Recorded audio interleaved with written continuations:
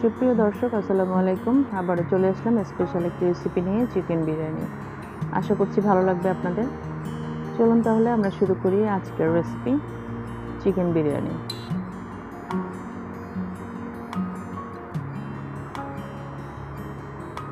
এখানে আমি প্রথমে একটি বাটিতে দারুচিনি, 2-3টি তেজপাতা, জিরা, মিষ্টি জিরা ও এলাচ, 4-5টা এলাচ পানির মধ্যে ছেড়ে দিলাম। আমি পানিটাকে প্রথম ফুটিয়ে নিব মশলাগুলো দিয়ে। আমি এখানে স্বাদ মতো লবণ দিয়ে দিচ্ছি। আর আমি 1 কেজি পোলার চাল রান্না করব। 1 কেজির জন্য আমি 1.5 কেজি পরিমাণ পানি দিয়েছি। এই পানিটাকে মশলা দিয়ে আমি ভালোভাবে ফুটিয়ে নেব। সাথে দিয়ে দিলাম 2 টেবিল চামচ রান্নার তেল।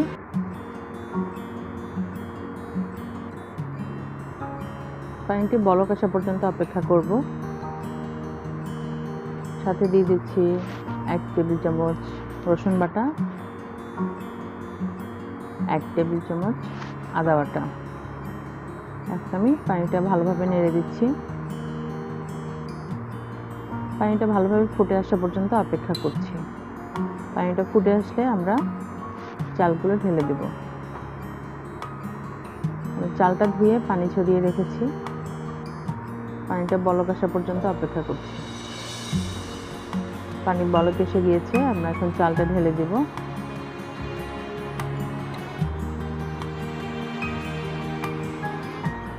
এভাবে পোলাওটা রান্না করলে বেশ মশলার ফ্লেভারটা খুব ভালো আসে এবং চালটাও খুব ভালোভাবে সিদ্ধ হয়ে যায়। পোলাওটা খুব ঝরঝরে হয়। আপনারা চেষ্টা করবেন। 10 মিনিট পরে আমার পোলাও চালের অবস্থা এই। পোলাওটা বেশ ঝরঝরা হয়েছে। এখন আমি এটা দমে রেখে দিচ্ছি। একটু আমি বেরেস্তা করে নিয়েছি। এখন আলাদা একটা কড়াইতে আমি দারুচিনি, এলাচি, আদা বাটা, 1 টেবিল চামচ আদা বাটা, 1 টেবিল চামচ রসুন বাটা, জিরা,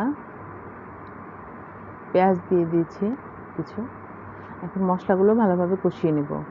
আমি সাথে দিয়েছি বিরিয়ানি মশলা। বিরিয়ানি মশলাটা এটা আমি বাসায় তৈরি করে নিয়েছি। এটার রেসিপি আমি নিশ্চয়ই সামনে দিব কোনো এক ভিডিওতে। সাথে দিয়ে দিলাম 4-5টা এলাচ, দারুচিনি, লবঙ্গ, 3-4টা লবঙ্গ। এবার ভালোভাবে মশলাগুলো কষিয়ে নেব।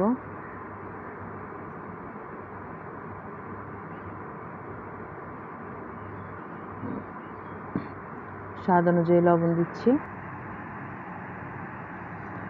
আমি 2টো চিকেন 4 পিস করে কেটে নিয়েছি। আপনারা ইচ্ছে করলে রেগুলার সাইজেও কেটে নিতে পারেন। আমি চিকেনগুলো ভালো করে ধুয়ে পরিষ্কার করে নিয়েছি। এবার মশলার মধ্যে চিকেনগুলো ছেড়ে দিচ্ছি। ভালো করে কষিয়ে নেব।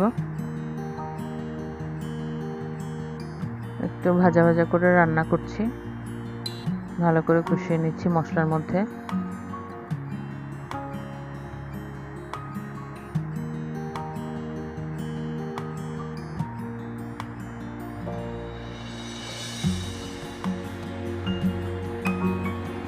আর 5-6টা কাঁচামরিচ দিয়ে দিলাম।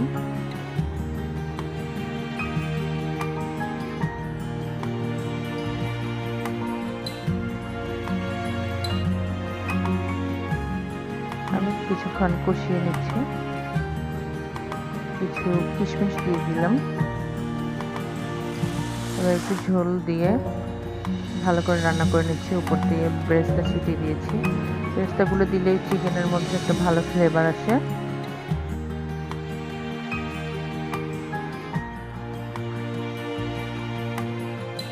চিকেনগুলো প্রায় হয়ে গিয়েছে। আমি এখানে 1 কাপ পরিমাণ ঘন দুধ দিয়ে দিয়েছিলাম। ভিডিওটা আমার সরে গিয়েছে, তার জন্য দুঃখিত।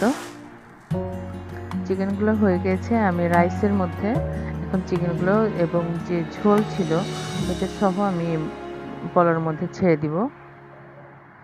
তারপরে ভাপে দিয়ে দিব।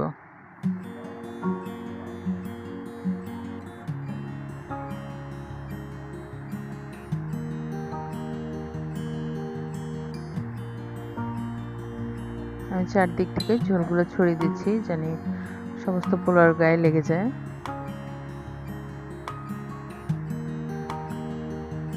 পোলাওটা খুব ঝরঝরে হয়েছে, খুব সুন্দর একটা ফ্লেভার বের হয়েছে, মশলার যে ঘ্রাণটা পাওয়া যাচ্ছে।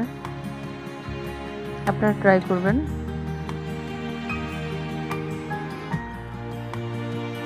এবার উপর থেকে আমি কিছু রাইস চিকেনের উপর দিয়ে দিচ্ছি।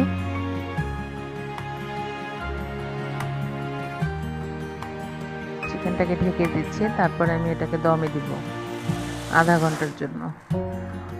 চুলার আঁচটা একদম লো হিটে রেখে ভালো করে ঢেকে আমি দমে দিব।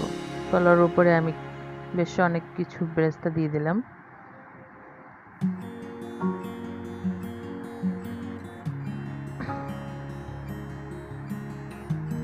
কিছু কিশমিশ দিয়ে দিলাম। এবার আমি এটাকে ঢেকে দমে দিব আধা ঘন্টার জন্য। আধা ঘন্টা পরে এই অবস্থা হয়ে গেল আমার চিকেন বিরিয়ানি।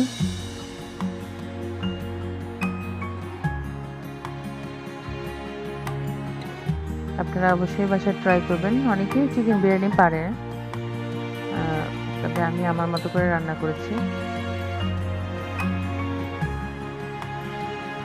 কমেন্টস করে জানাবেন কেমন হলো। দেখার জন্য ধন্যবাদ। এবার আমি পরিবেশন করলাম, কেমন হলো জানাবেন। Thank you.